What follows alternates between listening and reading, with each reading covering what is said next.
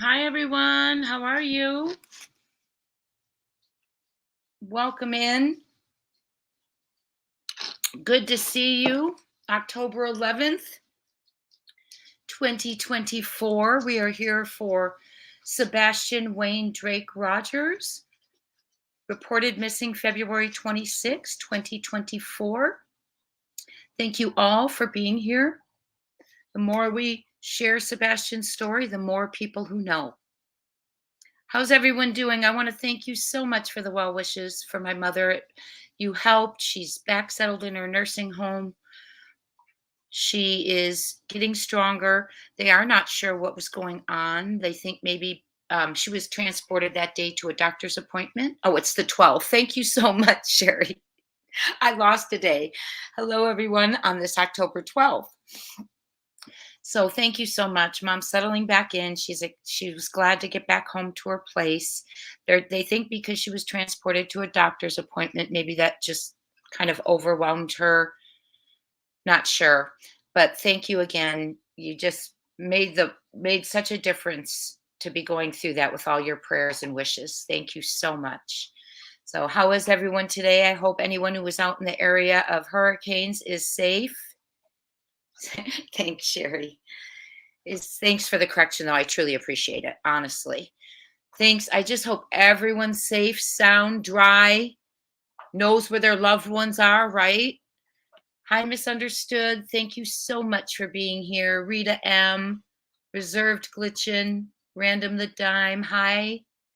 Hi, Holly S, Sherry Basaro, NCK, Virginia Anderson, Roxy's World.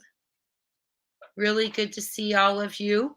I'm assuming a lot of you, hi, Mary Harris.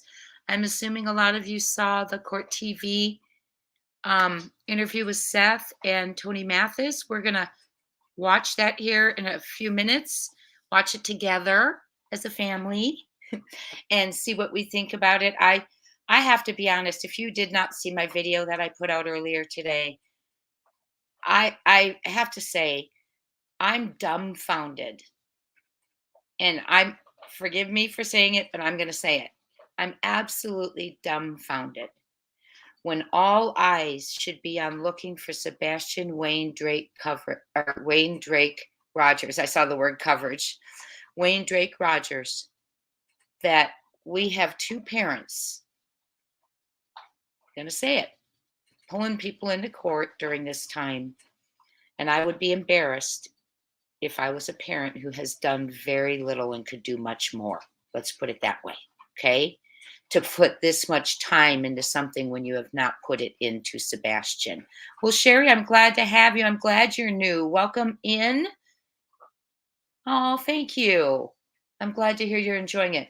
Hi, Gma. Now, I'm going to try this again, my dear friend, Brooke. Hold on one second, everyone.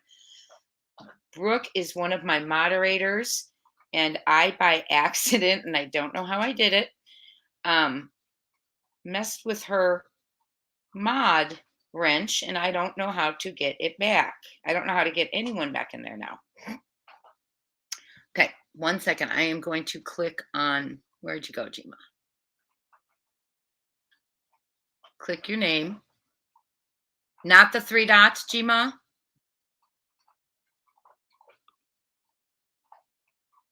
No. Hold on. But anyway, hold on. I'll get to it, Gma, I promise. Click your name. Okay. But so I dumbfounded when we're all thinking about where is Sebastian. And it's been 229 days today, my friends. That's just kind of took my breath away a little bit. As close as that's getting to 365, right? Right? So that just took my breath away, and I want to talk about it, and we're going to start with the Court TV interview. By the way, I did a timeline. I now have law enforcement's timeline down, and I'm sure many other people did, but I have it now. Law enforcement's timeline for like the first hour that morning. And I would want to go over that. I know everyone's listened to Dispatch before, but I'm wondering if you knew the timestamps. Hi, Pink Butterfly. Oh, welcome in from the UK, Sadie. We're so glad you're here.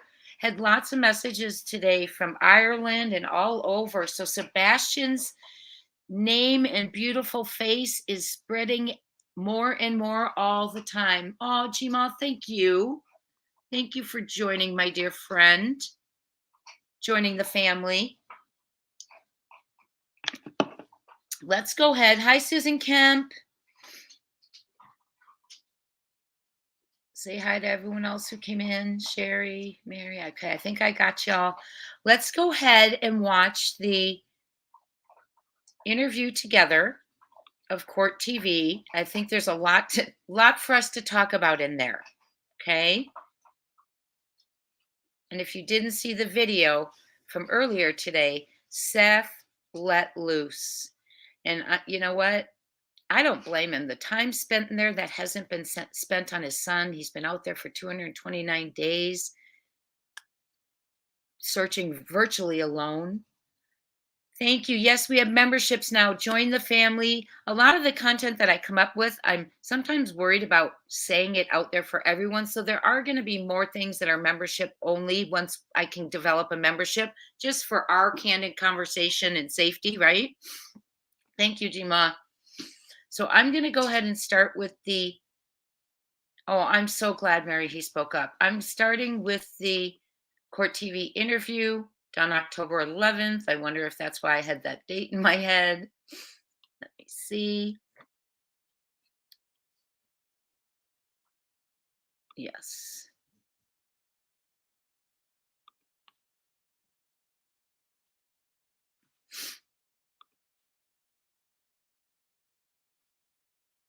Where did I go? Sorry, guys. Sorry, friends. Now I'm sharing everything, right?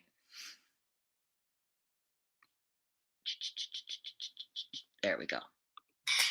What's your reaction, Seth and Tony, to what happened today or yesterday in court with Bullhorn Betty? And what are your thoughts about Bullhorn Betty and what she's been doing?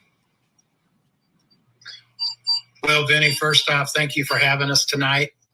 Let me be crystal clear about something. That entire family lied under oath to get those protective orders. This family has spent more time trying to silence people than they've spent looking for Sebastian. We know for a fact that there's no proof that Sebastian walked out of that home. And it makes you wonder what else they're lying about, Vinny.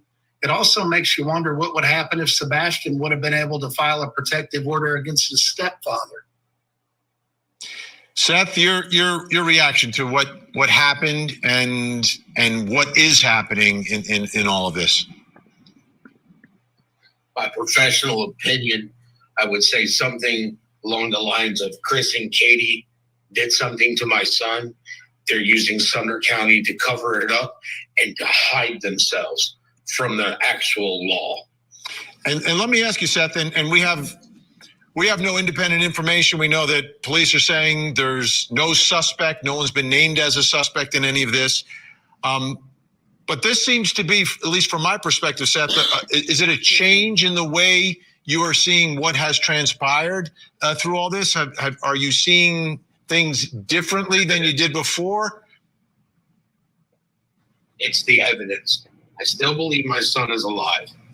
I still believe he's somewhere. But the fact is that he was at their house last. There is no evidence that he ever left the house. And they, as Tony has stated, they have spent more money and time trying to get people to not speak about Sebastian than speaking about Sebastian. Sumner County hasn't come out since April with anything.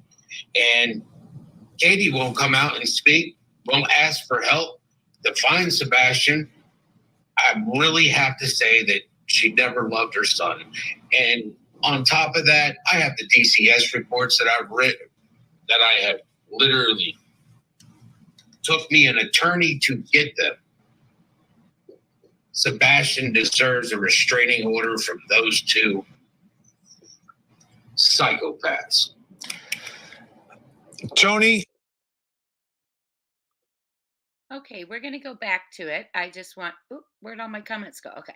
I just want to, gee, I'm trying, girl. Okay, I just want to talk about that for a minute. Lot said in that very short clip. Okay, Seth says he believes Stepfoot and Katie, KP, did something to Sebastian. Opinion, alleged. By the way, everything here is for entertainment purposes only.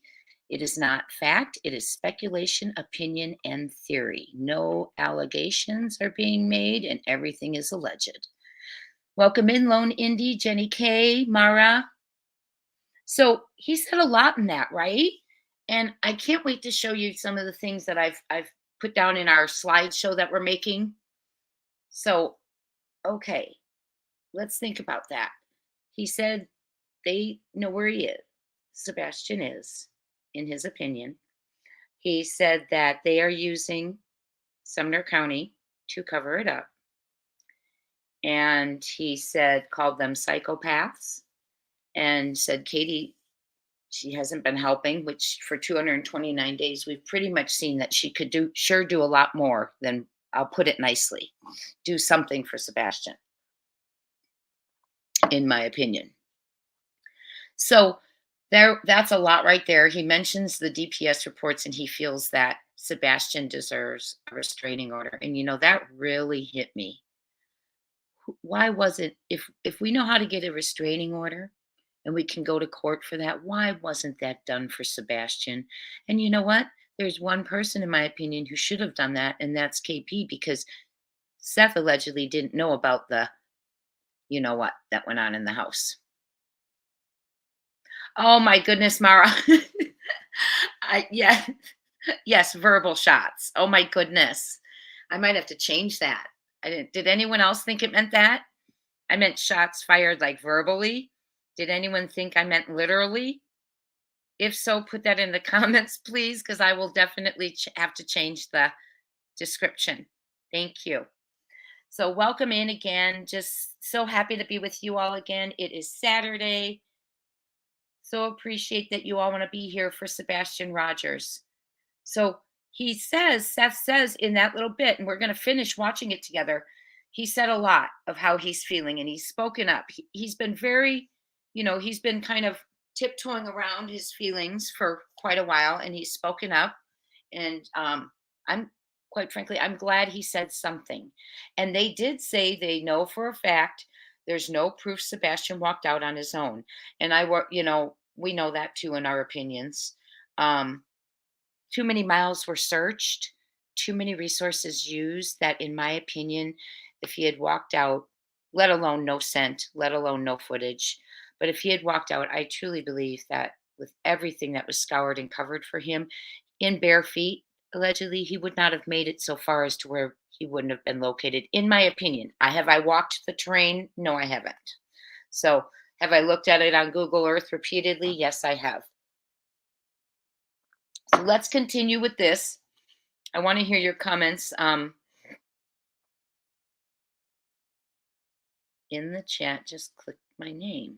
But when I go to click it, it just says show. Gma. Kathy Dugan, hello. Friendly Snake, Lone Indy. Welcome into all of you. Tina Turner, love the name. Hi, Carl. Yes, and that's why we come together, right, Carl?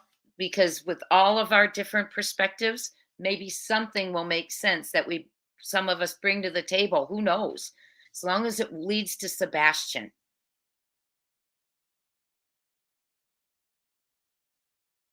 Okay, let's go ahead and continue. Texas Life with Julie. Hello. Anyone who's come in that I haven't greeted, I will do that after this portion. Let me go ahead and go back.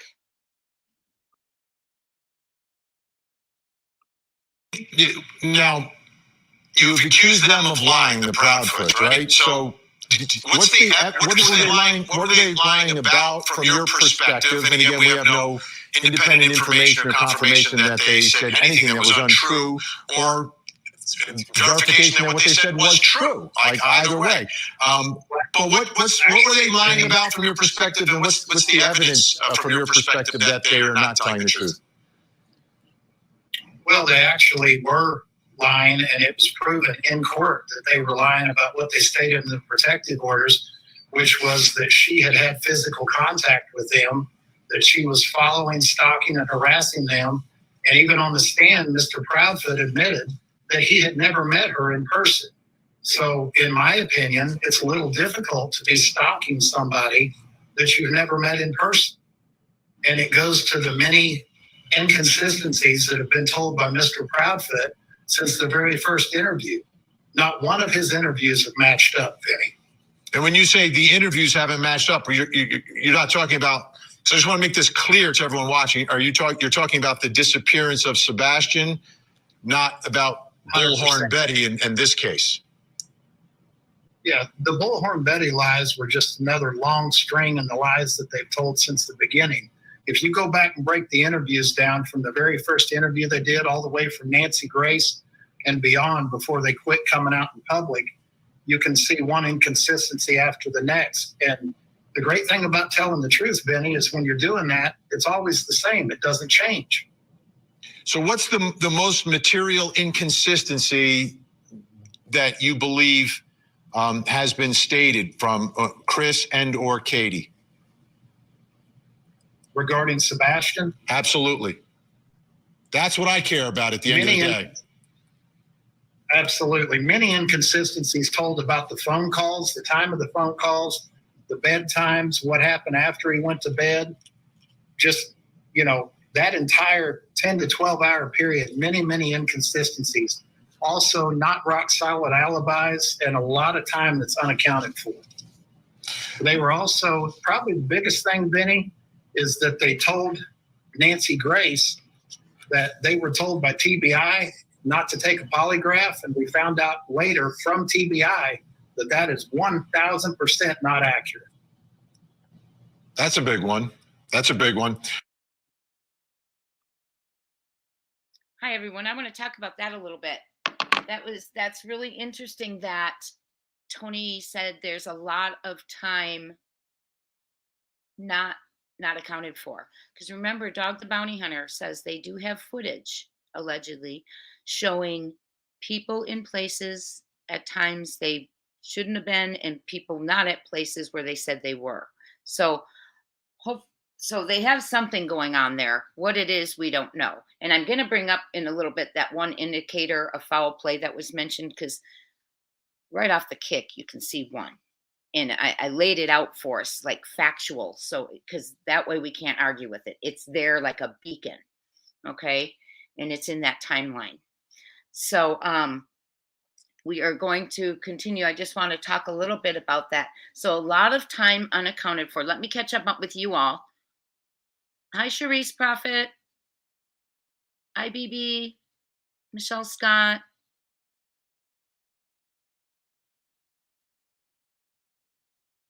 Yeah, nothing was done to protect Sebastian. And if you didn't see my last video, think about this. In the coming up, you're going to hear CP saying that he is afraid of BHB, okay? And I sat there and I thought, are you kidding? In my opinion, you're sitting in front of an entire world who's been looking for your son and watching you guys, in my opinion, not do enough. I'll put it that way, okay? Not do enough. Do something for Sebastian, please. And you're sitting in court saying you're afraid of a woman who you have never physically had contact with. Then think about Sebastian, okay? Autistic, living in a home with a man who hits him with a belt, who speaks to him allegedly the way we know he does. I mean, look how he speaks to others, okay? Who is, AB being him. There's been records of CPS visiting the house. A man who rules, controls with an iron fist. He said it. He's very strict, very strict, very strict. Imagine being half that man's size and having half of his power because you're the kid in the house. Now that's fear. That's being afraid.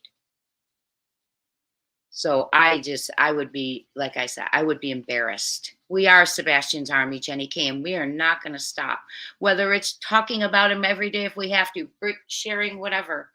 You know, we may not physically us find him, but we're going to do whatever we can to keep him going, his story going. And I really hope it's going to be soon. Hi, Brianna's World, Lisa Rue, Randa Smith, Lisa King, Sam R., BB, J. Zolly. Love, so welcome into all of you, Stormcat. Welcome in, Amanda Hargrove, Dina Real. I see you, Gma, I'm trying. Every time I go, Gma, every time I go to click on someone's name, it disappears. So I don't know how to get your wrench back. I don't know how I will. Brianna's World, Lisa King, welcome in everyone. Canine Watcher, welcome back in. Great comment this week. Tap Dancer Lizzie, all of you, by the way, your comments. Yes, I have Craddock's bio pulled up for us, and I want to talk about that. Hi, Wilted Lettuce, welcome in. So I'm trying to get. Okay. I don't know who made the video, but coming up, Seth says, and I have no idea who he's referring to. So allegedly, in my opinion, and I'm just saying. So he goes, the felon who shot that video for them. I had no idea who it is. And then he called their attorney a shyster. He was hot. He was hot yesterday. He used his voice loud and clear. He spoke for Sebastian. Okay, I'm going to get back into it. If I haven't greeted you, I'll be back. Hi, Karma Moon Studio, Kia Gypsy, Karma Moon Studio, welcome in.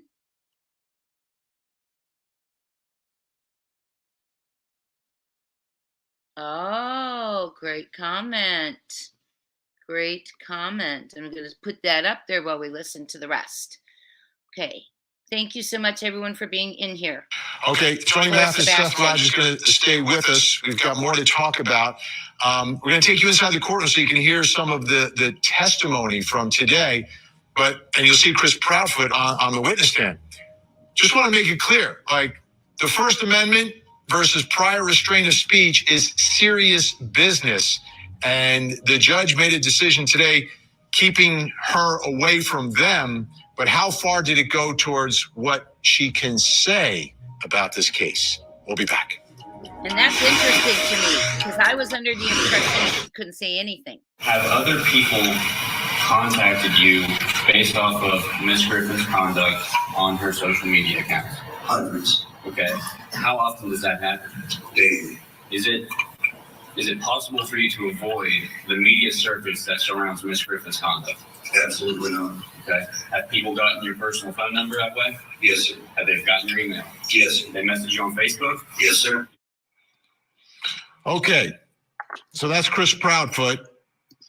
Bullhorn Betty goes online, provides information, and apparently her viewers or followers are sending messages and attempting to contact Chris Proudfoot. So the judge's decision has prevented Bullhorn Betty from contacting the Proudfoots. But what I heard in the decision was, it sounds like she can still talk about them. She just cannot contact them through social media, cannot contact them through text or email or any other way. He's got to stay away from them. I understand that decision. Whether you agree or disagree, it's up for debate, but that's the judge's decision. But it seems that she can still talk about them. Now, Chris Proudfoot was asked another important question when it comes to a restraining order, right? To prevent someone from going somewhere or contacting someone. There's got to be a reason. He's asked, why are you afraid of Bullhorn Betty? Take a listen. What are you afraid of from Andre Griffin? What am I directly afraid of, sir? Is that what you're asking? Yeah. Well, when you make a video threatening that you want to bring a gun from another state to this state, directly in videos related to me, my wife, my family, that's a threat, plain and simple. Okay. She also said she was going to bring a machete for the record. Okay, let's bring back in Seth Rogers, Sebastian's dad, and Tony Mathis. Just a quick clarification. Everyone's watching that. Was she threatening to bring a machete to go after the Proudfoots? Look at his face. Well, Benny, you being one of the better investigative reporters in this case, you know that if you take a 4 or 5 second clip out of an hour-long video, you can twist that and turn that into anything you want it to be. When she was talking about the things that she was going to need to be walking through these heavily wooded areas, one of the things that she mentioned she would probably need is a machete. But you don't get to see all that because that doesn't fit the narrative. Does that make sense? On top of that, if she had stated that she was going to bring a machete, don't you think the felon that made the video for the Proudfoots would have actually clipped that in there? And it wasn't clipped in there. And if you notice, the attorney, that shyster that was sitting there representing the Proudfoots and the Bowersox, when they asked Chris the question, "Have you been contacted?" They never asked who contacted them, because nobody that is on Betty's team or my team is actually reaching out to speak to these pathetic excuses for parents. And Benny, if you actually listen to what was said there in court, the attorney asked the question, have you been contacted by people regarding things that Betty has been saying? Right. The people that are contacting Chris are his people. They're not Betty's people. They're contacting Chris saying, this is what Betty said today. This is what she said yesterday. Well, all you've got to do is tell those people, if you don't want to hear it, to quit contacting you. That shouldn't make you afraid of a 5-foot female as a man that has a strong history of being able to deal with females. Okay, lot right in there. And Candy B. Art, I do want to address, you are more than welcome anytime in here to have your own opinion. We all have varying different opinions.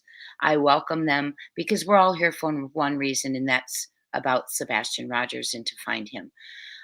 I find it uncomfortable, a lot of the drama in here, Candy, and I don't cover it. But this I felt was really important because the father finally spoke up and spoke out. And we also got to see CP for the first time in quite a while speaking. And so that's why we're talking about it.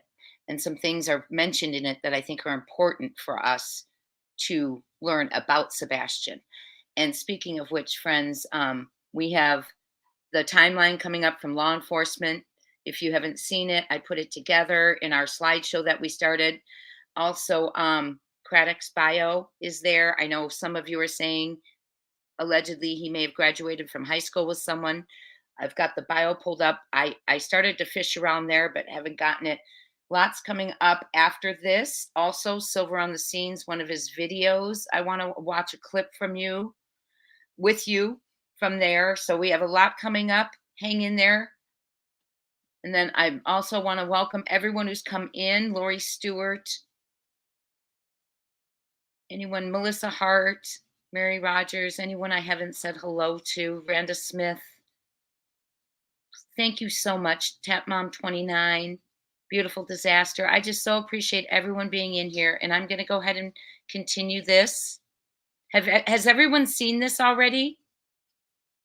Put a 1 in if you have not seen this.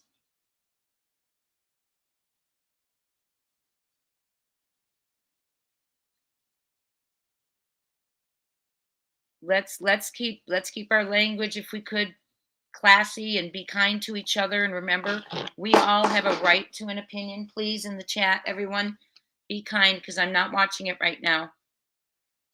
Grandma Gma's watching you. Thank you so much, Robin. Very kind. Okay, I'm going to go back to it. A lot unwrapped in there. The machete was mentioned. The fact that she carries a pow. was, and that's why he's afraid, but he has not had physical contact with her. So, but he is afraid, is what he's saying. And just so you all know, his PO was granted. Let's get back to it. Where's Sebastian's PO? That's where I want to know. So let's refocus now and get back to what this is really about, which is finding your son, Seth. I say no to Scientology So cult. what? Sebastian, I'm sorry. Yeah, to find Sebastian. Your relationship with Sebastian's mom seems at this point is completely non-existent. I know early on there was talk about trying to work together, and it seemed like you were trying to come together to do something, but that just doesn't exist. So what is the status of the search for Sebastian? As you sit here tonight, what is going on? Who is doing what, whether it's law enforcement, any private organizations, members of the public, whoever? What is the status of all of that? We have we have over 50 people that are working on this case. Just in investigators, FBI. I mean, been working with the FBI. It's how we got a reward out there. Sumner County, the people that are in charge of Sumner County refuse to connect the dots. So we have to go beyond Sumner County. My son is somewhere, and me personally, I believe Katie knows. Vinny, you can tell that we're a little bit more uptight tonight than we usually are. But we've watched the antics. We've watched Chris smile and laugh and joke in court when we've got a broken father and Seth that's missing his son. You guys sent a very, very professional, independent camera and photographer to cover this court case, a girl by the name of Athena. We found out after the court case was over that Chris looked at her and winked at her in the middle of the trial. Was flirting. We've got a real problem with that when there's a missing child. He's supposed to be married. Yeah. Val's not doing anything anymore. So let's talk about this now. There's going to be a lot of people watching right now and say, listen, I want to do something. I want to help. What can they do? A lot of things, Vinny. They can pray. They can continue to spread awareness. They can put flyers up. They can talk about him in a positive way, regardless of which side of the family they support. Because remember, this is about Sebastian. Right. It's not about Seth. It's not about Tony. It's not about Chris and Katie or any of the crazy grandparents. It's not about any of that. This is about Sebastian. And if you are here for Sebastian, your focus should be Sebastian Wayne Drake Rogers. That's it. Nothing else. Absolutely. He's the one missing. Unfortunately, the judge wanted to sit there and offer his condolences for our loss. My son is missing. I understand that judge's child passed away, and that made him emotional in this case. Judgment from the judge should have been blind to begin with. He was emotional, and I'm pretty sure my son is lost. He is alive. He is missing. All right, that judge buried their child. Seth Rogers. Sebastian is alive. We're out of time for tonight, but I appreciate it, and we'll stay in contact. Seth Rogers, Tony Mathis. When we Sorry, guys, hold on. WCNC Charlotte. This is Flashpoint, where power and politics collide, and the tough questions get asked and answered. Thanks for joining us here on Flashpoint. I'm Ben Thompson. In most states. Okay. Hopefully it'll let me back in. Oh, there you are. That was scary. I couldn't get back in for a second. Lots said there. And before we crack into that, Brianna's World was actually there at the court hearing. Brianna, thank you for sharing this with us. And BHB didn't lie about what happened. There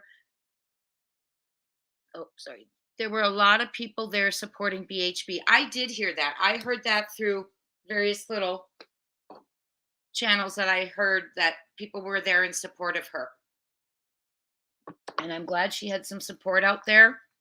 Seth needs support out there. We need to get Sebastian needs support out there. We need this child found.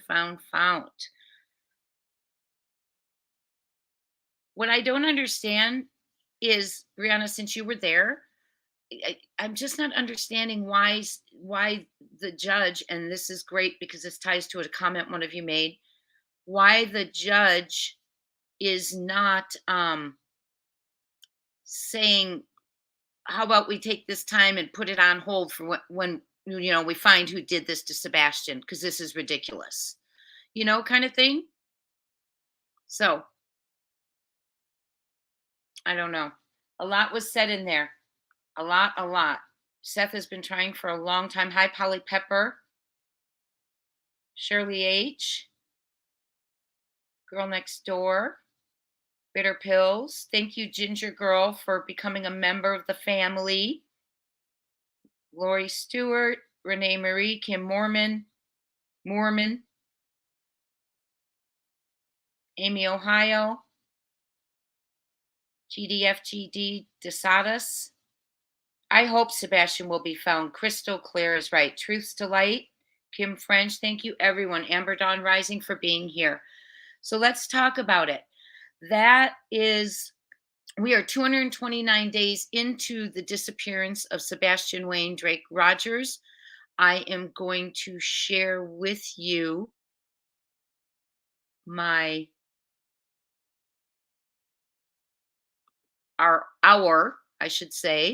I will share with you our slideshow that we started, our presentation for him, because I want to go ahead and why is it not letting me share this? I'm having issues.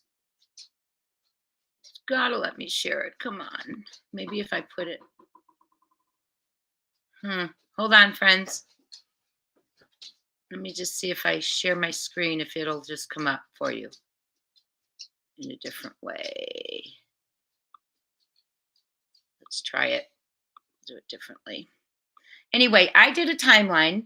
Robin Rogers, the grandma, Sebastian's grandma, forgive me, that was quite rude. Sebastian's grandmother asked if I would watch some of Duchess's very first interview. She wanted me to see some things that Seth had said, or CP had said. And I indeed did. I'm sorry, it's sharing the wrong thing. Hold on, guys. Give me a second. It looks like I've got. Let me stop the screen. Okay. It's saying present instead of share is what's happening. Okay, there we go. Okay, got it. Duh. Okay, 1 second.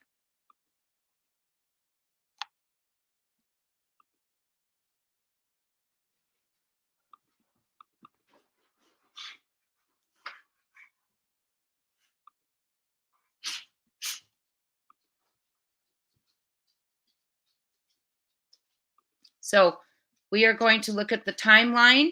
I watched some of Duchess's, but I did watch, and I'm 44 minutes in, and I'll be honest, you guys, I had to take a break from it. So let me see where we're at here. I still haven't shared it. I am so sorry. I don't know why. Share my screen here. I don't know why I'm having such a hard time pulling this up.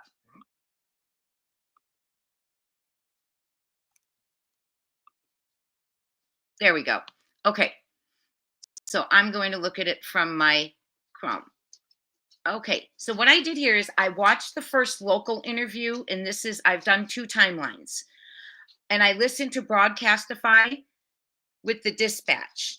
And I'm 44 minutes into the Duchess's, and I will add that. So this is law enforcement's timeline. Let me make sure you're looking at the same thing I am now. Okay. This is law enforcement's timeline, and this is based on the Dispatch we've all been listening to. Okay, and I ordered Broadcastify so I could listen to it and see the real-time timestamps for myself. Okay, and I want you to take a look at this timeline. This is the timeline that law enforcement, Sumner County Sheriff's Office, knows to be true. They have this recorded. They have this, it's from their dispatch. They know these are time facts. Okay. At 6:39 was the dispatch call to the officers. 6:39, my friends. So let's say we call the sheriff's office, tell them what's going on. We'll give them about 2 minutes, right, before they start dispatching officers. I'm not a 911. I wish if anyone in here is, please let us know how quickly from the time you get the call, the person speaks, are you on with officers? But let's give them 2 minutes grace, okay? Even 3. 6:36, the call was placed approximately. Fact, 6:39 is when the first dispatch went out to officers. Okay. 6:42 on the dispatch, it said juvenile's mother is driving around the Victoria subdivision. I think it's Victoria Estates subdivision. 6:42, Sumner County, it's dispatched that the mother of Sebastian Rogers is driving around the subdivision. 6:42. And I know some of you may have seen or heard this, but I wanted to see the times for myself and share them with you and then compare. We're going to do timelines. We're just going to keep them going and look for that discrepancy when it got messy. And if you haven't watched the last live, you'll know what I'm talking about in a couple slides because I'm going to show you my theory. I believe there's 3 occurrences here. There is the occurrence of what happened to Sebastian, the occurrence of the report that Sebastian was missing, and then I believe there's a 3rd occurrence called the vanishing. And that's why, and it began where people were doing things maybe prior to, I don't know, but for sure after, in my opinion, allegedly, to make, look away, maybe, whatever it is, but it's a vanishing, no evidence, nothing in sight. We don't know what we don't know. Okay. So this is important. Okay. So we're back at the law enforcement timeline right now, which is the report, the occurrence of the report. Okay. And the first officer, my friends, heading to the house said to see what's going on, do a search of the house and go from there. And I'm quoting him. At 6:44 a.m., the first officer is en route to the house. At 6:56 a.m., an officer reports that he had Long Hollow Baptist Church, Long Hollow Baptist Church checked. Okay, so wow, that is important, and I can't believe I'm gone again. There we go. It just blew my mind, friends. Okay, that just blew my mind because 6:39 is when the dispatch went out. Okay, and now what we know, and you're going to see on this, I added the second slide, which shows the timeline from the very first ever local interview. Because what we know is this all started at 6 a.m. and it went boom, boom, boom. Okay. And I want to go over that with you too. So dispatch to the officers, 6:39 a.m. First officer en route to the house, 6:44 a.m. The mother in her car searching the subdivision, according to law enforcement, at 6:42 a.m. in a baby blue Infiniti. Okay. Now, let me get back to it. Okay. So there's another timeline here. I've added it because this is the Proudfoot's first local news timeline. And we're doing all this because we're looking for Sebastian. That's why we're doing this. We've got to see, when you don't have a timeline, friends, from the beginning that isn't consistent and solid, that makes finding someone very difficult.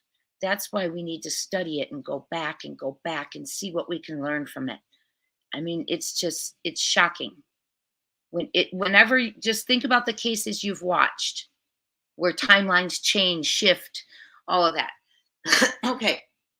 First thing I want to tell you about this timeline is I watched this interview and no times were given at all at first, and then were asked what time they KP went into the bedroom and found him not missing, and the response was 6 a.m. But the story of events in the first local interview to get the name out, by the way, 8 days after he went missing, the very first local interview to let the local people know that he was missing, that the Proudfoots did, okay, the events, that was this interview. So that's what this timeline's coming from. The events were, she went in and she didn't give times until last. She went in and he was not there. Within 3 minutes, she was on the phone with CP. He said, "Did you look under the bed?" They talked about the places he could be. CP said, and I gave 3 minutes there because they didn't say anything. But I think I'm being very graceful here. And he said, immediately he called the sheriff's office. Okay. And then dispatch, he said they were there within minutes. I don't know why I put dispatch notifying. Oh, I would say it took about 2 minutes, just like we said on the upper timeline from the call to the dispatch. So I'm giving you, now I'm plugging in times based on the journalist asked, what time was that when you went in? He was not there. And the response was 6 a.m. Okay. And I will get into the comments, my friends. I promise you, your thoughts, your words mean the world to me. I just want to finish this thought. So 6 a.m. was the only time, and it was what when asked, okay, not there. Then they said within 3 minutes on the phone with CP. That's 6:03. I gave 3 minutes for did you look, for her to call and say, "Did you look under the bed?" And also, where could he be? And to say, "I can't find him," right? And then if it was 3 minutes, 6:06 is when they immediately called the sheriff's office. Give 2 minutes from the call to the dispatch would be 6:08 a.m. for the dispatch, first dispatched officers. But my friends, the fact is, whether people want to hear this or not, the first dispatch was at 6:39 a.m. That is a fact that is recorded on Sumner County Sheriff's Office dispatch. That is a fact. That is one of the few facts we have in this case, so we need to focus on them. Okay? This timeline from law enforcement is one of the few things we have, and they didn't give it to us. It's from Broadcastify. You can go on there and listen. Okay? So from 6:08 is their, alleged timeline, very close, that the first dispatch would have gone out. And the first dispatch actually went out at 6:39. So we're missing 31 minutes, my friends. 31 minutes. Why are we missing 31 minutes? So the top timeline is an absolute fact, recorded from the sheriff's office. The bottom one is messy. And that's the very first local news interview, the very first timeline that Proudfoots ever gave publicly. Okay? Coming back to you. Okay, so let's talk about that. Let's not talk about creators in the chat. Let's just leave it alone, my friends, please.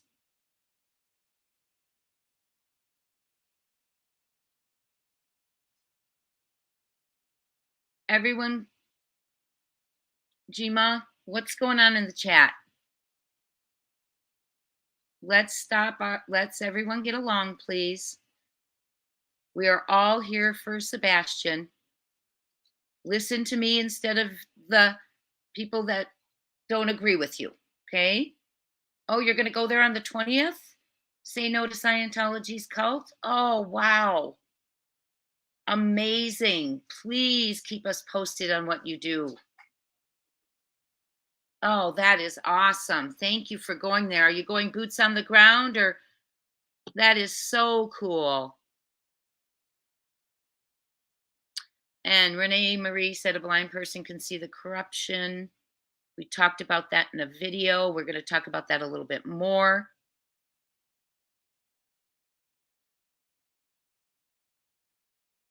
No one is stating facts. Thank you, Jima. I'm going to put that up. I appreciate you.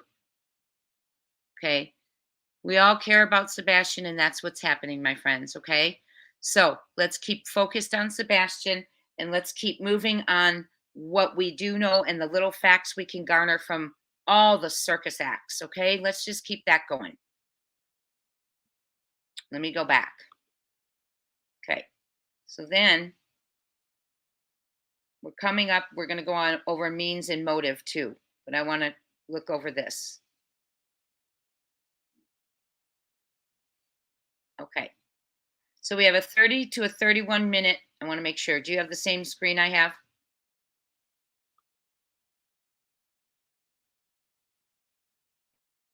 Back to our presentation, my friends. I wish I could get it for you all to see it larger, but when I do, wait. Can you see that better? Oh, now it's going to present and it's going to take us through all the screens. Hold on, let me pause it.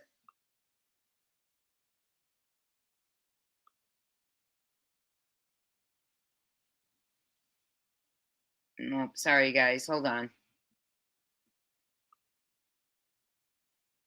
Hold on, let me get back there. I wish I could get it larger. I did it once on a video, the video for Asia Degree, and I do not know how I did it. And I still need to put out that timeline video. And had anything been going on with Asia while I've been working this week? Canva, there we go. And I'm still at home, hold on. I closed Canva, I apologize, friends. Anything going on with Asia Degree this week? Or any other cases? I did hear that Dog put out a little text. So the anticipation is killing me as to what's coming up, coming out. Okay, let me get to our slides now. I think I'm back in, my friends. Okay, I am. Now I wonder if I share it like this. I did it again.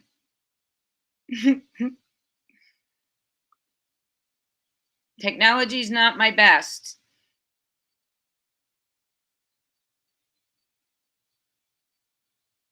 Okay, I'm just going to get in here and open the screens. Okay, there we go. We're just going to leave it small. I can see it. Are you guys okay?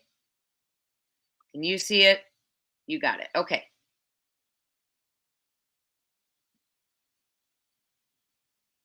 So what those two timelines, when you put them up against each other like we did, it shows we have Sumner County Sheriff's Office dispatch times, the first local media time, and there's a 30 to 31 minute discrepancy between the Proudfoot's first public interview, local, and the recordings from Sumner County. Okay, now, friends, this lets us know this interview locally was on March 4th, 2024, day 7. Okay? LE saw this.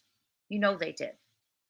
And you know law enforcement, Sumner County Sheriff's Office, and whatever LE was involved at that point, knows the real timeline of the dispatch call coming in, knows the real timeline that things happened. Okay? And when they hear someone say, it was 6 a.m. when I opened the door and didn't find him there, and we called the cops within minutes, and they're thinking, wait a minute, we didn't get dispatched till 6:39. Okay? There you go. Remember when Nick the Hat said there was one indicator of foul play? I wonder if that is it. because they have proof that their timeline, they have a timeline, and there's a local interview that's very messy. Okay, they know it to be false. They know that to be false. And so there's that indicator of foul play. Nick said there was only one indicator of foul play when they first got there. Okay. Hold on one second. I'm going to shut the door. So, one moment. Excuse me, baby girl. Thank you. So there's one indicator of foul play there. And allegedly, in Nick Katz's opinion, and I believe him.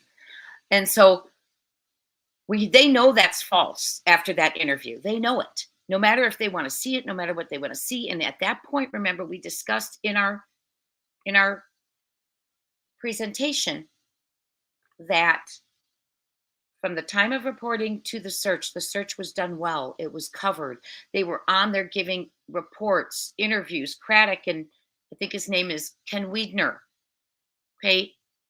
They did it. There was nothing fishy about the way they were searching. Nothing. And then we started looking at, well, where did it get messy? Okay, well, it got messy with a landfill search, them scaling back, and probable cause being required for a landfill search. Okay, so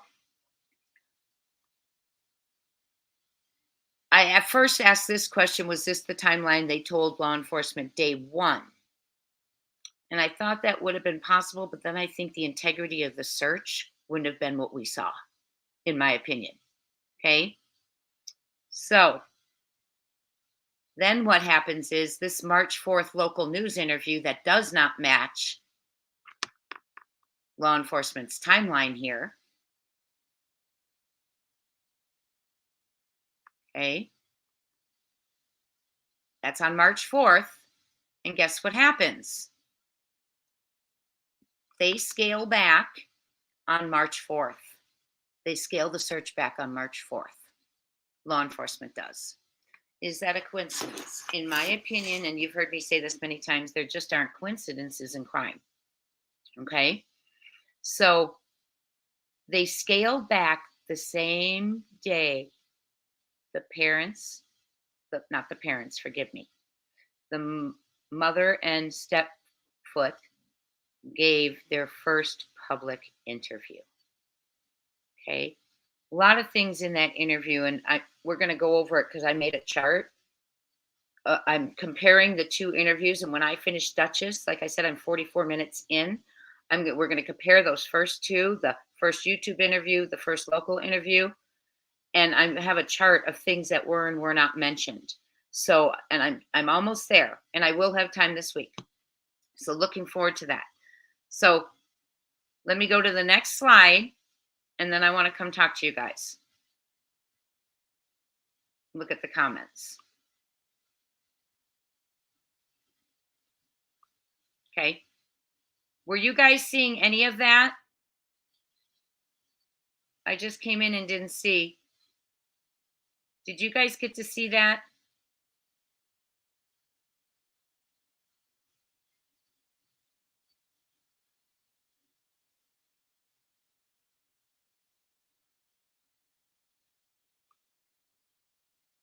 I am shocked that this is from Ginger Girl. I am shocked that a court allowed a manufactured video as evidence.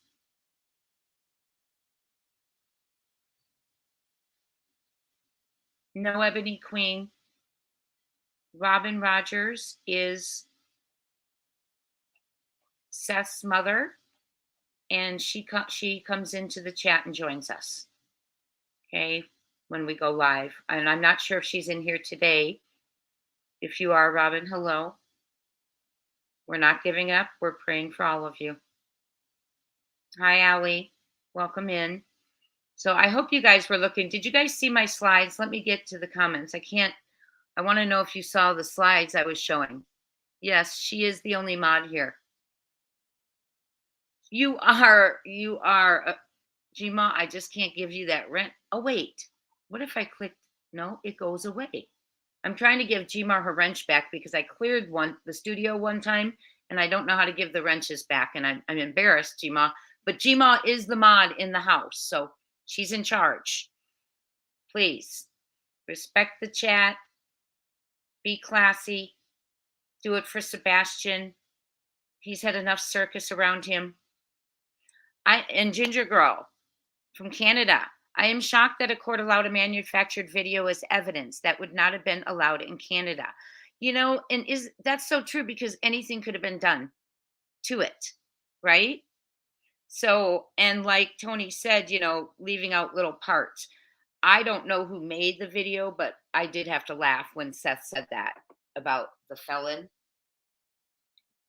Seth finally found he's been speaking for Sebastian all along, don't get me wrong, but he finally spoke up as to how he sees things. And that's important, because that's a firsthand perspective from someone who really counts. Island High, hi. He's been talking about as if he was there, allegedly, in my opinion, since day one. I have videos on the channel, several of them, where he says we. And I am speaking to Miss Island High. So I see you guys are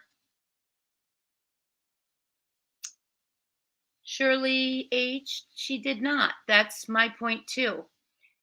We've discussed that. It just makes no sense, right? If they were on a three-way, why did CP have to tell KP to go home? But what I will tell you is on the first interviews, and I don't recall now if it's on Duchess or local one, he says, I called the sheriff. Okay, I called the sheriff. So there was no mention of we were on a three-way, we both got on a three-way to call the sheriff. That was not mentioned. Okay, that's fact. In their first interview, they did not mention that. Okay, the first local one for sure. Okay. So let's go back to our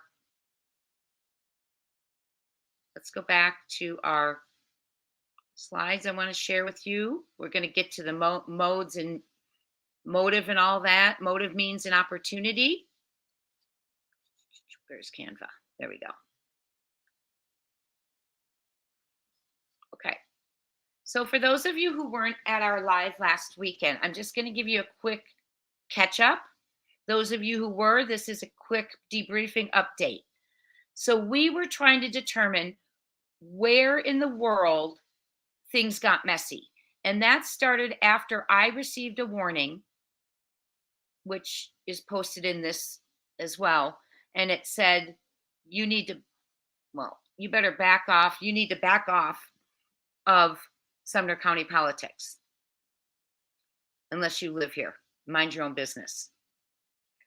Well, obviously, I was thinking about it all night after that happened. Like, what is going on?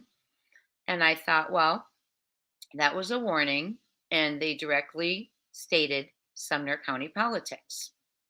Joseph Lesnick, a couple weeks before that, Nick the Hat's lawyer had put out a press release, and he said that there were people making grave threats and some warnings and grave threats.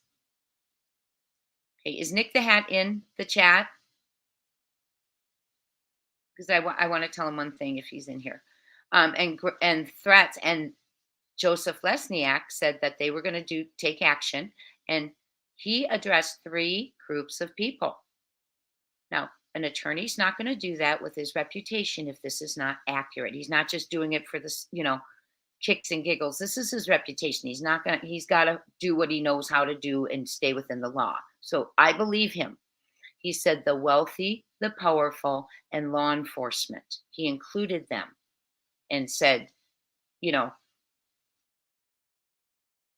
get to do this either. There's boundaries. And we can reread that. We can reread that post later if you guys want to. Okay. So that told us that we knew some of the powerful people that were causing hindrances, warnings because they did it to us friends here on our channel, Sumner County, something to do with Sumner County politics. I had put out a video on Eric Craddock, and I still believe he needs to get off his tush. and do something for the child missing. I showed his 4 open cases of missing. They have 4 open cases there. They're all missing people from some are decades. And it just breaks my heart, scares me. I hope that's not, if it had been left to Sumner County Sheriff's Office, and by the way, Sebastian's listed as one of the 4, I think that it would have gone on and on, in my opinion. Okay, because like we said in this, it got messy. Why did it get messy? They did a 5-mile search after he was reported, 12,000 walking miles. That wasn't messy. They were there. They were interviewing. They were doing interviews. And we are going to give credit where credit's, because that's a fact. Okay. Then we have law enforcement knowing. We also discussed, we knew there were relationships, associations, connections, allegedly, in our opinion, between the people involved in Sebastian's world, life, and Sumner County. Okay, it's all alleged, but we started fishing, we're starting to fish a little bit, see if that's where things got messy, right? Then we said from the search, after the search, things got messy and all that. But now we have another piece to put in here, and that's where I've got my arrows. Law enforcement knows that the first public interview, the public was being told false information. Okay, that is day 8. I will go back to Duchess's and see. I'm sure, I can't say I'm sure, but I believe they would have said 6 a.m. there. What I've seen so far in Duchess's, in the first 44 minutes, a time has not been given yet. Okay, unless she asks something. Okay, so we have that going on. And so Mr. Lesniak is talking about powerful people. Someone comes in and tells us to back off and mind our own business about county politics, because I also put out a video on the county commissioner that he got an ethics complaint from another county commissioner in District 9. And people were saying, it's important that he didn't do something properly in the meeting, disclose something. He cast suspicion on everyone instead of one person. Okay, so we are going to move on. How's everyone doing? To the next slide. So we have the vanishing. We know the actual occurrence occurred somewhere between February 25th at 6:30 p.m. because there's a proof of life video of him leaving the Texas Roadhouse, to 6 a.m. February 25th. In my opinion, I should add, I believe at 3 a.m. something went down. There is not coincidence. When you think about Sebastian's disappearance and you want to see footage, and we want to see all the things we need to see, footage, sightings, things, maybe something, a sock, whatever. None of that occurred. None of it. So the proof of life video, I think, is important to reporting the disappearance. I had 6:36 a.m. down now. I changed it. That's the reporting of the disappearance, and the vanishing. We had a question mark before, and I believe it begins with the report. There's deception. Some reason someone chose to provide false information. Okay? I want to get down to the motive and the means and the opportunity. And I have another slide that I was going to discuss with you as well. Oh, yes. I want to watch Silver on the Scenes with you. He put out a video, and I want to catch up on the comments real quickly. He put out a video where he is going through the neighborhood at night. And if you recall, I had done a video on normal procedures being evidence in court. You don't have to prove them, and no one has to see them. They're just normal procedures and routines. And I want you to see this, because this video we're going to watch shows that something that was done that evening was not normal. And it's the 3rd time I've seen it. The Federal Rule of Evidence 406, and we've done a video on this, but I want to repeat it, allows evidence of a person's habit or an organization's routine practice to be used in court to prove that that person or organization acted acted in accordance with that habit or routine practice on a particular occasion, meaning this rule is based on the idea that consistent responses in similar situations can be a reliable predictor of behavior in a specific instance, meaning your behavior shouldn't change the night of a crime. A habit is a person's regular response to a repeated situation, while a routine practice is a regular course of conduct for a group of people or an organization. Operation Blackout, not normal. And I'm going to show you why. This is credit to Silver on the Scene. I thought I had it here. Hold on. Darn it. I thought I had it, friends. 1 second. Oh, darn it. Let's stop sharing for a second. I'm going to stop sharing. We're going to watch Silver on the Scenes. I have the wrong one up, so let me get another one here. I don't want to lose that tab. He goes into the neighborhood at dark. Boy, is that neighborhood dark, my friends. If house lights are not on, you can barely see the outlines of the homes. Okay, so we're going to go, and I'm going to pull that video up. Darn it, because I had it pulled up for you, and I'm sorry, not on my game today. But I want to present this to you so badly. I want you to see this neighborhood. And if you didn't watch Sebastian or Silver on the Scene, that's what I am looking for to show you. I find it very fascinating when people are in town and show this stuff to us, because it gives us a really good context. Where's his night drive? Come on, where's your night drive? Gives us a very good context as to, where is it?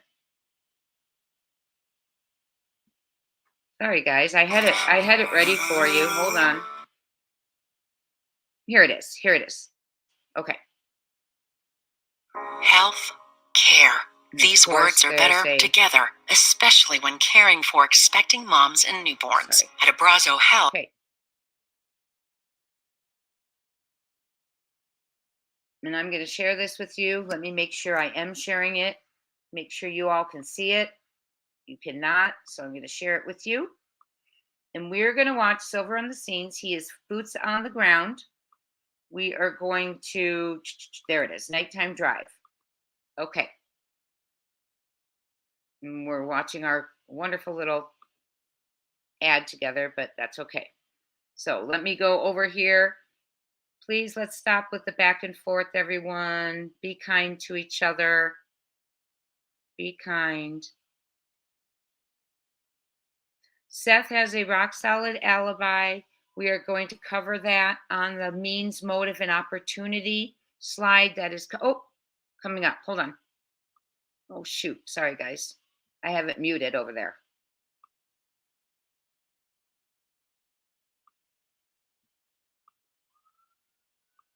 See on the flashlight video.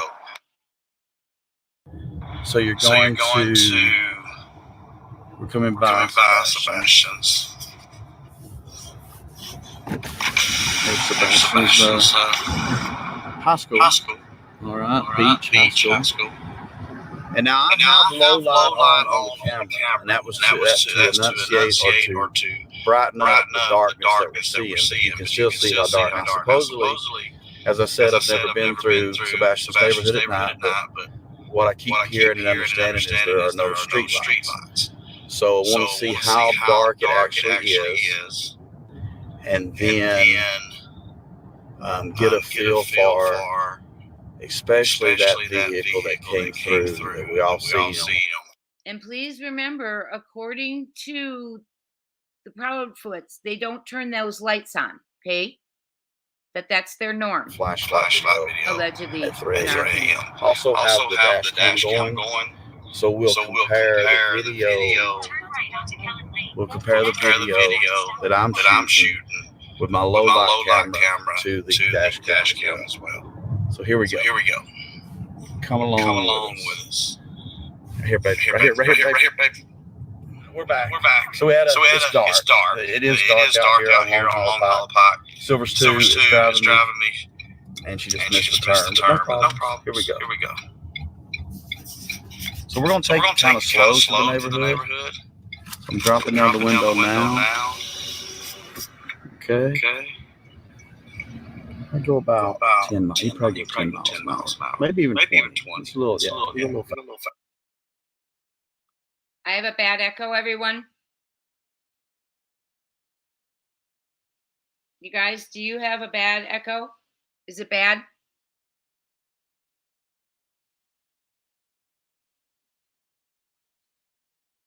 Okay, let me catch up on the comments.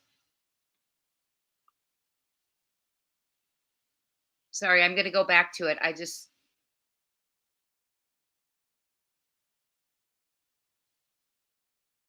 Am I having an echo, friends? Let me know.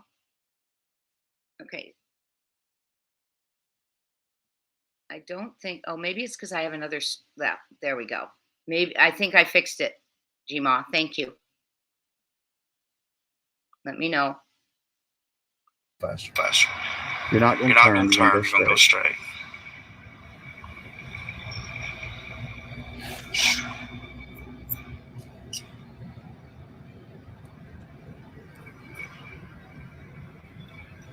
All right, so we're coming through the neighborhood. You can go a little faster, hon.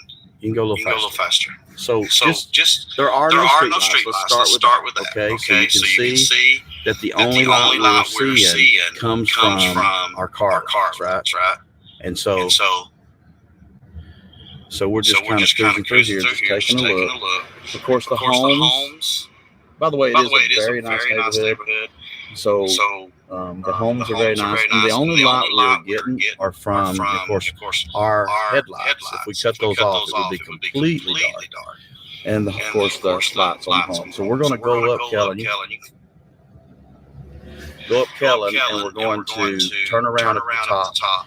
And what we're doing with this little drive up Kellen is, allegedly. Let me get that out. Allegedly, and I'll say it, I introduced the video earlier too, but thank you guys. Allegedly, in our opinion and others' research and opinion, is that the night Sebastian was gone missing from his house,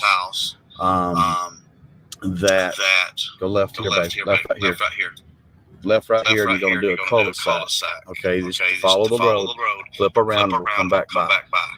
So the night he went missing, allegedly at 3 a.m. the flashlight began. We're going to show you where that happened in the dark here as well. So take a home like that.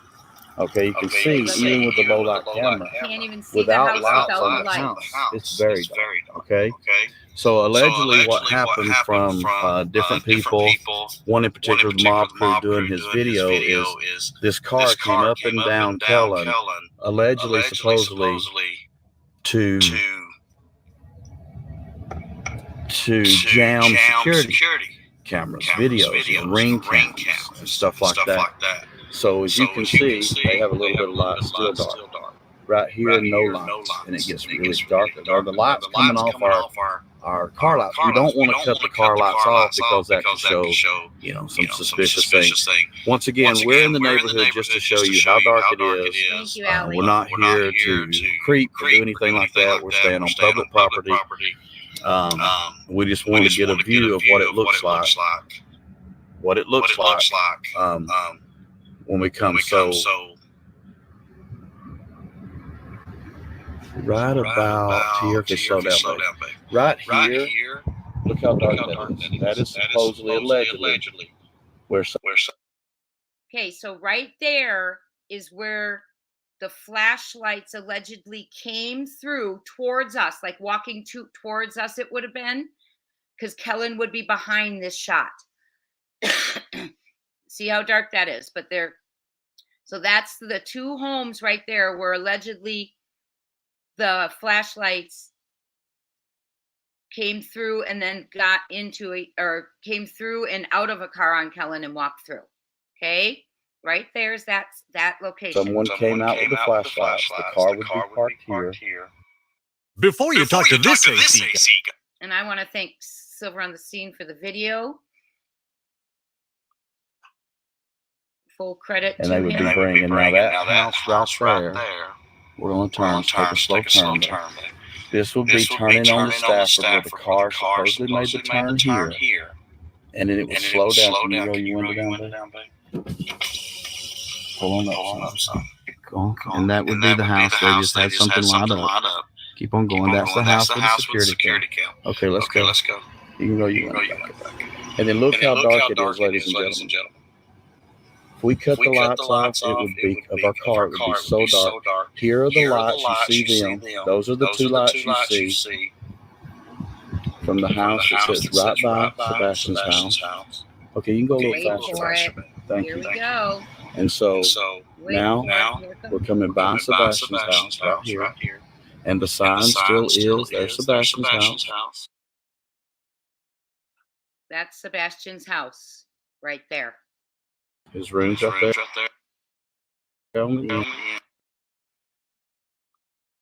Can you see that, friends? I'm going to catch up to you and we'll go back in comments because I want to be current with you right now. Okay?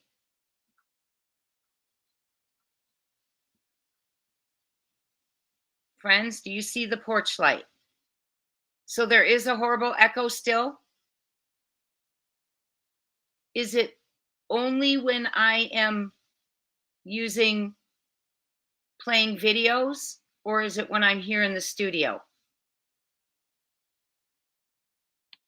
Oh, you know what? No. Please let me know. No, I'm asking about the echo right now. Is it only when I'm playing videos, or is it when I'm just video play? Okay, thank you, Ginger Girl.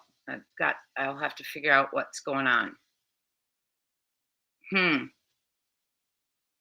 Or not show. I was going to show you one more, but okay, it's the video. Okay, thank you, everyone. Appreciate it.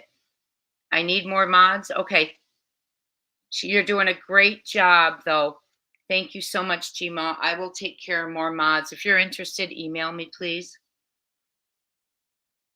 There's a couple of you that I've gotten to know through comments. I'll also reach out to you.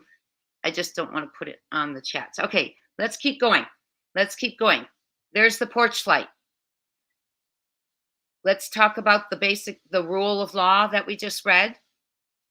It's evidence in court if someone does not do their normal routine practices. Okay? The light was off the night Sebastian Wayne Drake Rogers went missing. The light is on today, and this is, I think, the third YouTuber I've seen who's filmed it at night with the lights on. Okay? So that right there, this video can be used as evidence in court, or however, whatever. Law enforcement themselves can go stake out the house and see how many nights in a row, the light's on. So lights on there. Okay, friends? I'm not going to play the next video. I'm just going to go to Canva. The next video, what I was going to tell you is when Silver on the Scene went to Memphis and was looking in that drain pipe. That was so scary to me, hearing him call Sebastian's name. My heart was just pounding, pounding, pounding. I was so scared. Okay. It was just really terrifying to listen to. So I was going to play that with you, but I'll wait and see next time when we go out and in. We're going to just go ahead and go to our presentation. I want to talk about the modes, the means, the motive, the means, the opportunity, and show you where I'm at with that, get your opinions, what we need to add with that. Okay, I will share that with you. Before we go on, the not normal procedures is Operation Blackout. I have a video called that about the darkness of the house outside.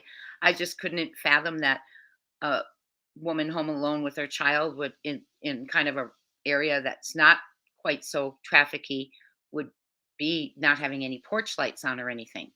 So, and we talked about that, and many of you weighed in that not in your life would you let your house be that dark. And now we see, and I called it Operation Blackout. Was it intentional? I don't know. It was my opinion, because who would do that? And now we see that the light's on. Okay, so let's go to our last thing we're going to discuss today, and that is, and by the way, one of you had asked a great question about the landfill search, because that's right after they scaled back. 4 days later, they were searching the landfill. Okay.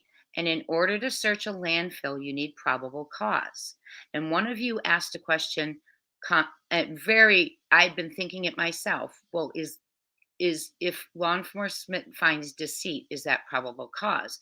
And so I looked it up. You do have to have evidence to back that up.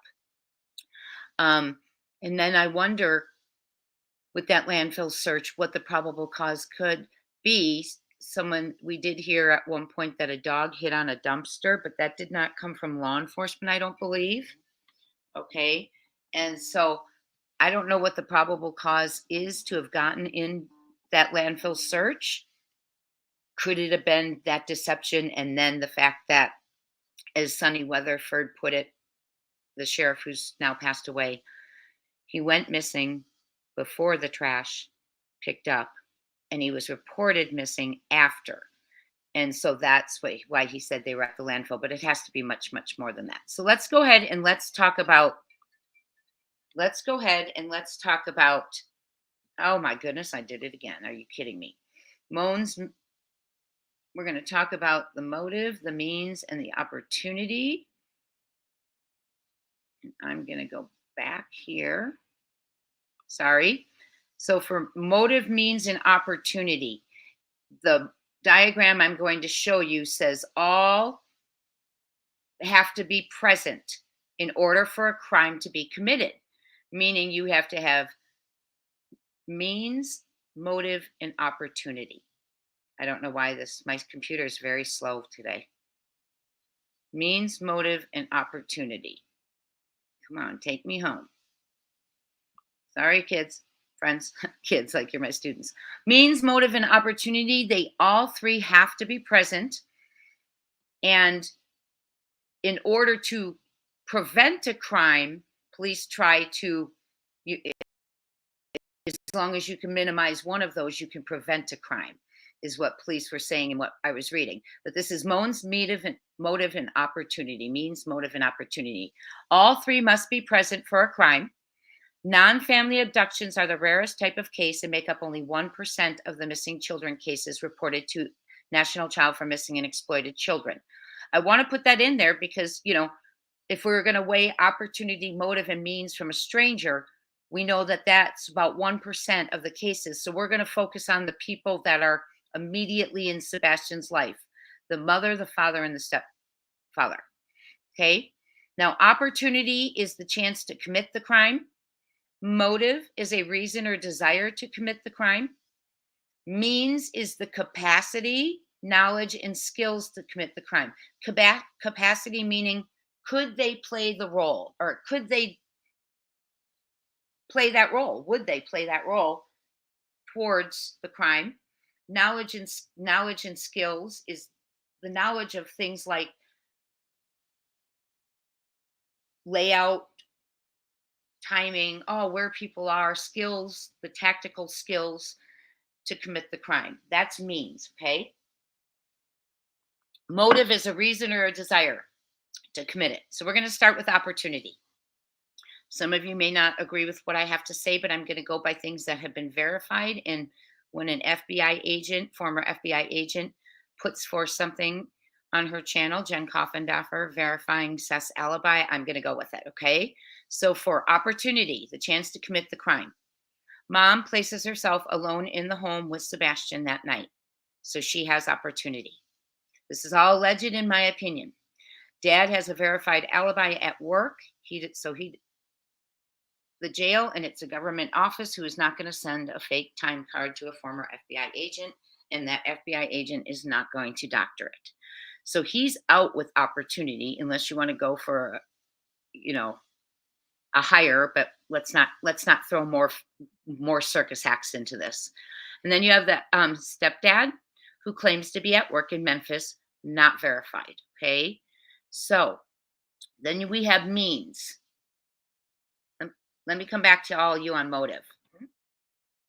So where do you think I'm at? What do you think about the motives?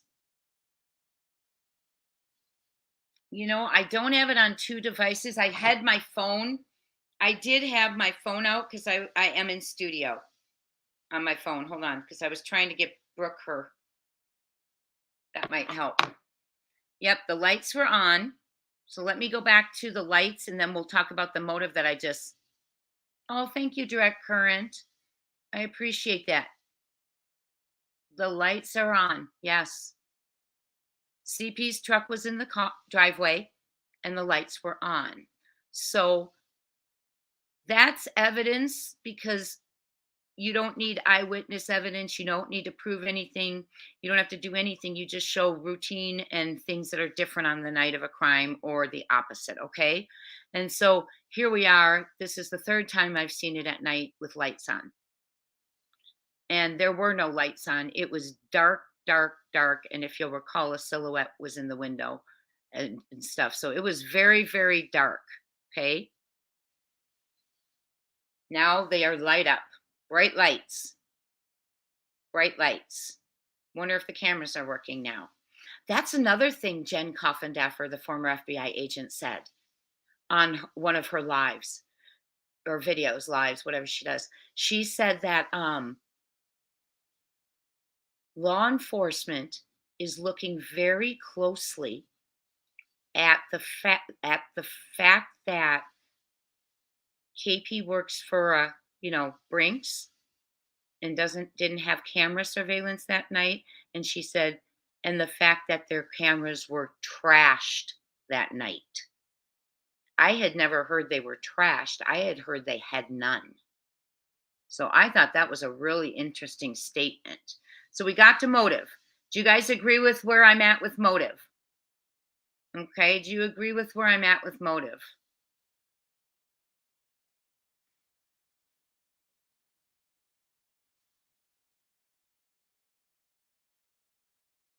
Oh, headstones and headlines. Thank you. I just saw that.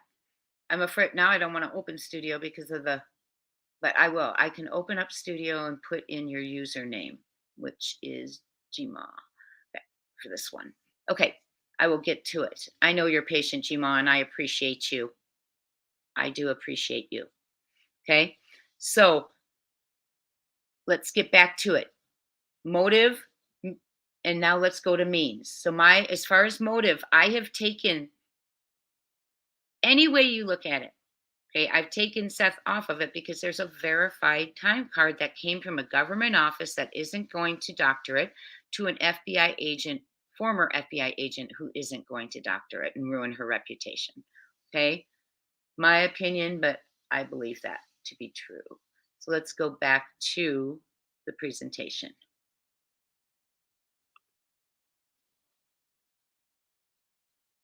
Means the capacity to play the role in the crime, knowledge, skills to commit the crime.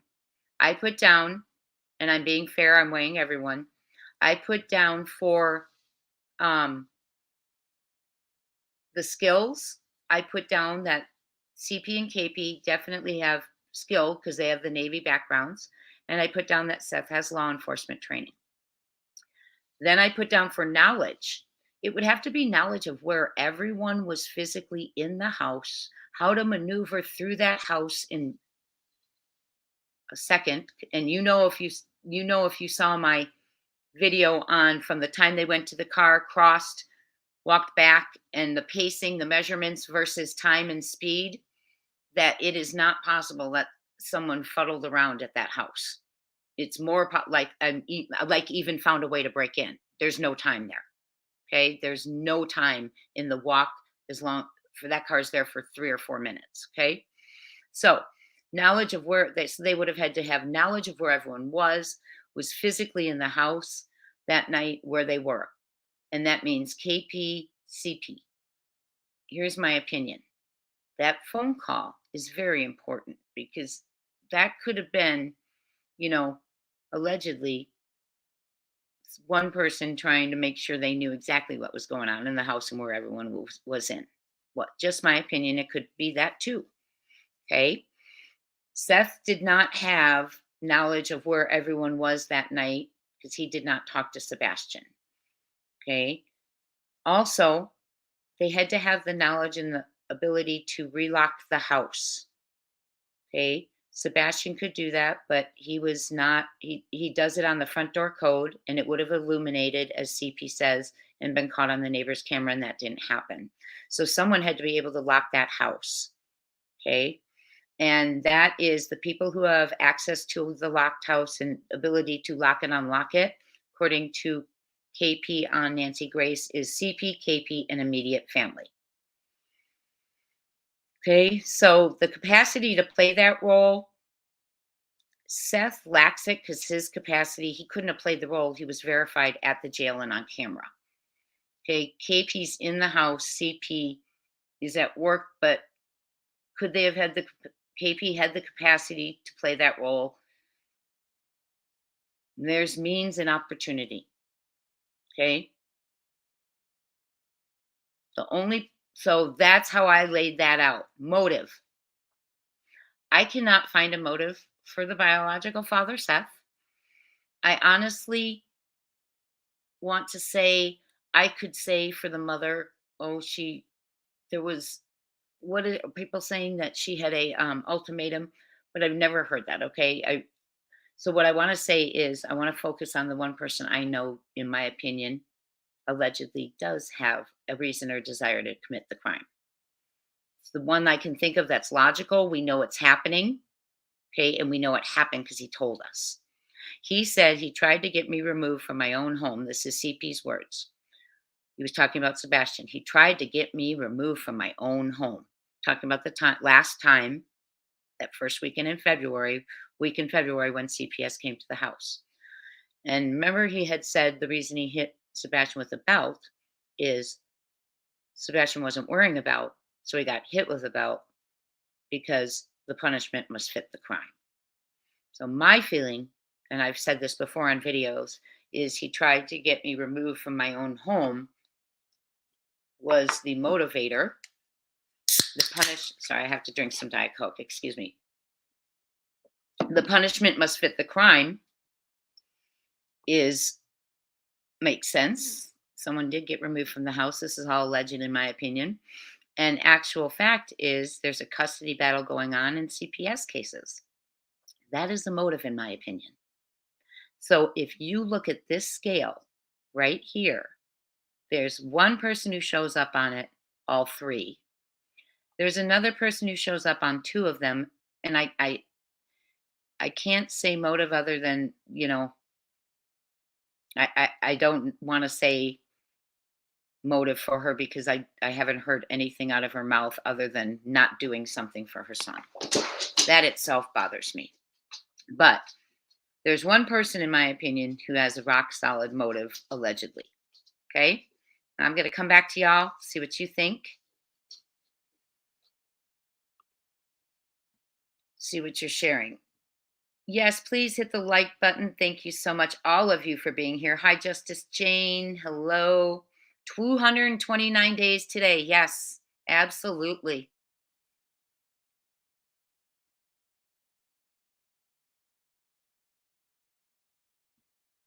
It's all been very odd. I'm praying that they find Sebastian soon.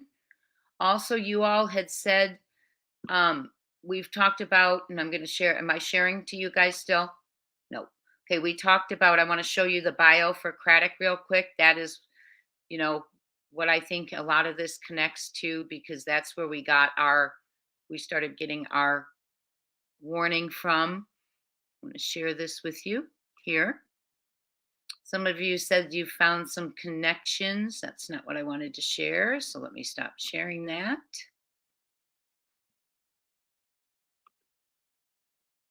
Am I sharing now? No. Okay.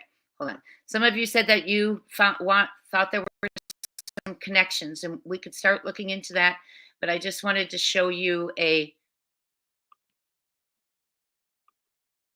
thing that I found. Okay. This is on Eric Craddock, law enforcement professional profile. He's a lifelong resident of Sumner County, as is, from what we've been told, stepfoot has grown up there. Okay. This is the connection some of you have brought up. You believe they went to high school together. So I'm going to give you some information and some homework if you want to get into this. He graduated from Hendersonville High School in 2006 and immediately enlisted in the U.S. Navy Reserves. He's still in there. Or United States Navy Reserves, excuse me. So there's his graduation date from Hendersonville High School. For those of you who want to sleuth it out and see if indeed he graduated with Stepfoot or they were there the same years, there's your information. There's the graduation date. Okay. Craddock's been employed since 2009 with Sumner County. This I found interesting. He's held the following positions: correctional officer, patrol deputy, field training officer, motorcycle deputy, emergency response team member, patrol sergeant, lieutenant, director of training, chief deputy, relevant law enforcement training certificates. This is what I meant. This is what I found interesting. Tennessee Post certified since 2011, law enforcement instructor development, crime scene operations. I thought that was really interesting that he's certified in crime scene operations. Like, that's a specialty, because in my alleged and what we've all been thought is that the crime scene originally was treated as a runaway rather than a missing child from the beginning. If we're wrong, correct us, please.